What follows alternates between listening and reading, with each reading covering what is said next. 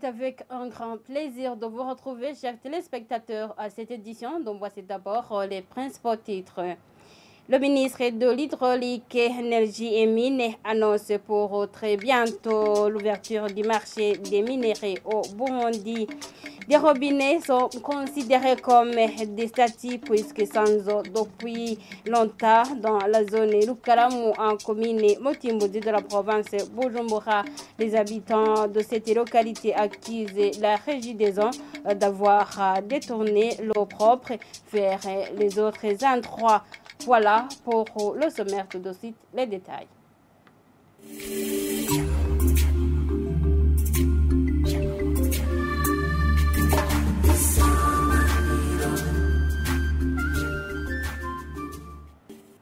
Bienvenue encore une fois. Le ministre de l'Hydraulique, Énergie et Mines annonce que le marché des minerais sera ouvert au Burundi très prochainement. Dans un point de presse de ce vendredi, le ministre Ibrahim Uwizeye a précisé que des autorisations d'exploitation et commercialisation des minerais sont en train d'être délivrées conformément au Code des miniers de 2023. Suivez-le. Un nouveau code minier du Burundi a été promulgué le 4 août 2023. Les textes d'application du code minier du Burundi en rapport avec la mine artisanale, la mine semi-mécanisée, la carrière artisanale et la carrière mécanisée sont disponibles. Par conséquent, le ministère de l'Hydraulique, de l'Énergie et des Mines est en train de délivrer des autorisations d'exploitation et de commercialisation des minerais conformément à ce code.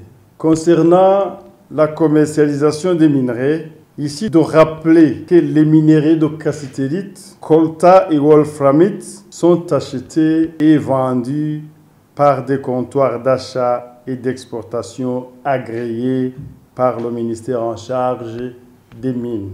Le ministère voudrait en outre informer le public qu'un marché des minerais sera bientôt ouvert. Les personnes qui désirent avoir plus d'informations y relatives peuvent contacter l'Office burundais des mines et carrières OBM. La direction générale du tourisme voudrait que certains sites touristiques gérés par les communes reviennent sous sa responsabilité. Doléance exprimée ce jeudi lors d'une descente effectuée sur les sites des eaux thermales à Mugara. Jacques Bigilimana indique que ces sites nécessitent d'être bien réaménagés. Une idée également partagée par les visiteurs de ce site qui affirme que ce dernier est très bénéfique pour eux. Reportage signé Sheila Irambon.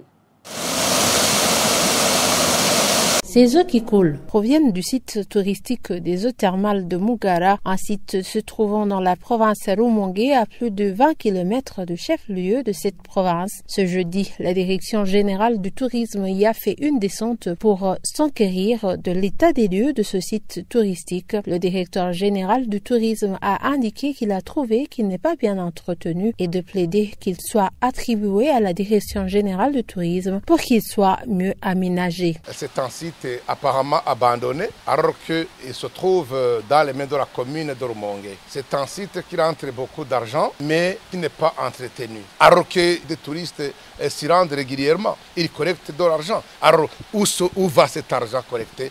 Mais si c'était géré par la direction générale du tourisme, je vous promets que le changement serait évident. Ces eaux thermales ont des vertus thérapeutiques selon ceux qui viennent s'y baigner. Ils demandent à ce que cet endroit soit mieux réhabilité. Ces eaux thermales sont très bénéfiques pour moi. Si je passe des jours sans venir ici, j'ai des fourmillements et je n'arrive à rien faire. Mais lorsque je viens me baigner, j'effectue bien des tâches ménagères pendant des jours sans problème. hakabaheza. Qu'ils emménagent bien cet endroit. Autre chose que nous demandons, il arrive des fois où une personne vient se baigner, qu'elle est malaise à cause d'une hypoglycémie et qu'elle manque d'assistance. Il y a même une personne qui est morte ici à cause de cela. Nous demandons qu'il y ait une personne chargée de suivi des personnes venant se baigner ici.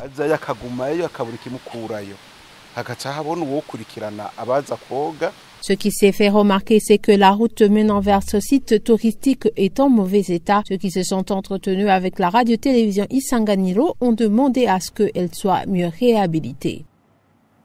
Merci Sheila Ilambon. Et les habitants de la zone Rukaramu en commune Mutimbozi de la province Bujumbura demandent d'être réalimentés en eau potable. Ils disent que cela fait longtemps qu'ils se rabattent sur les caniveaux d'irrigation pour avoir d'eau potable au risque d'attraper des maladies, des mains sales ou se voient obligés de payer 2000 francs en bout pour un bidon de 20 litres. Placide Nyamungeri. Iki kinogo ndinda gupfukamanga ntaronse umugira neza ngo ndahasanga mvome haraho nsubira inyuma tayo mvomye ngataha gutyo amabombo tuyabona nko ari bishusho ngaya ngaha. Ces habitants de la zone Rukaramu, en commune Mutimbozi, ne se souviennent plus quand l'eau a coulé pour la dernière fois dans les robinets implantés ici et là et les qualifient actuellement de statues. On dirait qu'il s'agit des statues car l'eau ne coule plus. Demander de l'eau ici, c'est comme exiger du sang. Je totalise 3 ans ici. Je n'ai jamais vu de l'eau dans ces robinets. Des fois, pendant la nuit, je me retrouve seul au lit. Ma femme part à la recherche de l'eau à 22h ou à minuit pour revenir 3h du matin. Pour avoir de l'eau pour la consommation, la récive et la cuisson, ces habitants de Rukaramu disent se rabattre aux canaux d'irrigation. Nous trouvons de l'eau à boire ici dans ce caniveau. Nous nous lavons ici même et puisons en mettant de l'eau pour la cuisson. Je ne m'inquiète plus de la santé de mon enfant, il est déjà habitué. À côté, les autres se confient au forage. C'est au moment où, regrettent ses habitants, ce qu'ils peuvent acheter un bidon de 20 litres à 2000 francs burundais.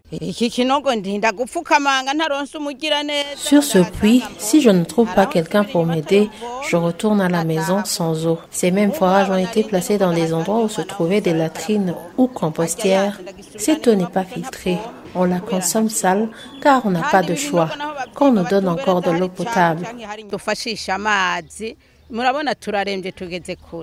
Ces habitants de Rukaramu disent ne pas comprendre pourquoi les quartiers de la même commune, comme Maramvia, sont régulièrement alimentés en eau potable. Siméon Boutoyi, administrateur communal de Mutimbozi, de son côté, accuse la régie des eaux d'avoir coupé cette alimentation pour des raisons non avouées et parle de 2 poids, 2 mesures dans cette distribution de l'eau. Juste ici, à la 15e transversale, il y a des gros boulons qui ont été coupés juste au fond, d'où on ne peut pas dévisser en utilisant des pinces car c'est coupé.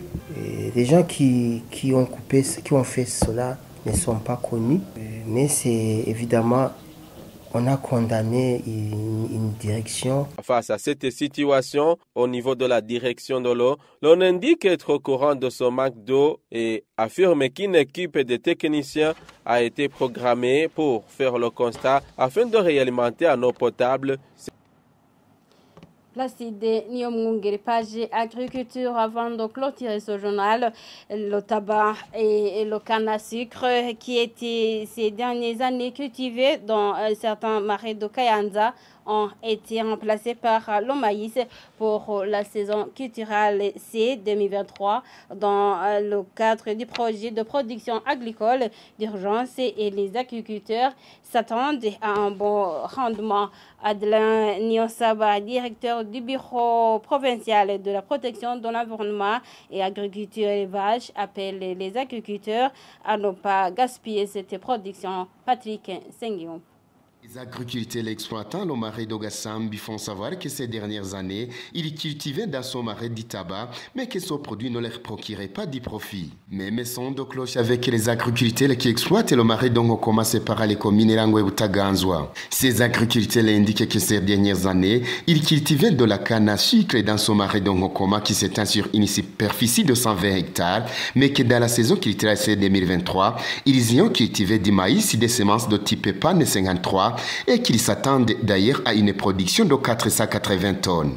Les agriculteurs exploitant les marais d'Ogasambi et Ngokoma saluent chaleureusement le projet. Adelan Nyonsaba, directeur du bureau provincial de l'agriculture, l'élevage et la protection de l'environnement à Kayanza, demande aux agriculteurs de ne pas gaspiller le rendement, mais plutôt d'écouler sur le marché, semer le surplus pour subvenir à certains de leurs besoins fondamentaux de tous les jours. Le directeur du BPA à Kayanza appelle les agriculteurs à bien se préparer à la saison culturelle bien en cours. Et c'est par ici que nous mettons un point final à cette édition. Merci de l'avoir suivi. Au revoir.